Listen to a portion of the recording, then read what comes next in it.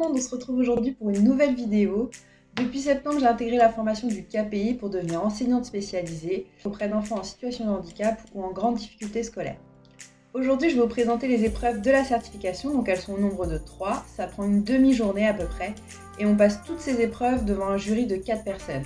Donc il y a un inspecteur d'une circonscription ASH, un inspecteur d'une circonscription ordinaire, un CPC et un inspecteur de l'INSPE. La première épreuve, c'est une séance pédagogique qu'on doit présenter au jury pendant 45 minutes. Cette séance pédagogique, elle permet d'évaluer en situation professionnelle les compétences pédagogiques spécifiques des candidats. Ensuite, nous avons 15 minutes de pause qui nous permettent d'analyser cette pratique et nous revenons avec le jury pour un entretien de 45 minutes.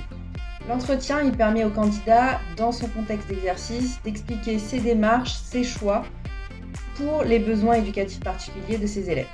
On demande au candidat d'être capable d'analyser sa pratique dans le contexte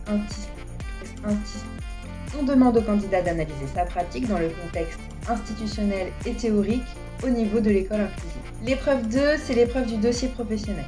15 minutes de présentation du dossier professionnel sur nos pratiques. Ce dossier fait maximum 25 pages et on l'envoie maximum 15 jours avant au jury.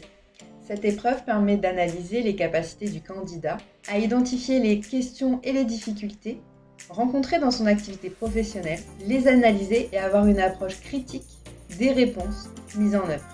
Cette présentation de 15 minutes est suivie d'un entretien de nouveau avec le jury pendant 45 minutes.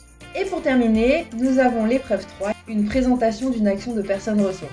Donc cette présentation de 10 minutes parlera d'une action conduite par le candidat qui montrera son rôle de personne ressource en matière d'éducation inclusive et dans sa connaissance de la scolarisation des élèves à besoins éducatifs particuliers. Pour cette présentation, nous pouvons prendre appui sur un support écrit ou numérique.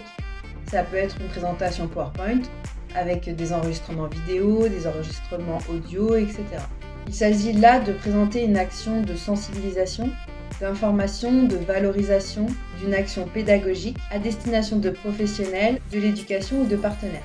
Cette présentation est suivie d'un nouvel entretien de 20 minutes. Et après cet ultime entretien, c'est enfin l'heure des délibérations du jury et d'avoir enfin le résultat. Alors je croise les doigts pour ceux qui le passent cette année. Et pour moi, on se dit rendez-vous en fin d'année, en novembre-décembre, quand ce sera la passation de l'examen. D'ici là, j'espère que cette vidéo vous aura plu. Je vous laisse la liker, la partager, la commenter. Et on se retrouve très vite pour une nouvelle vidéo. Ciao!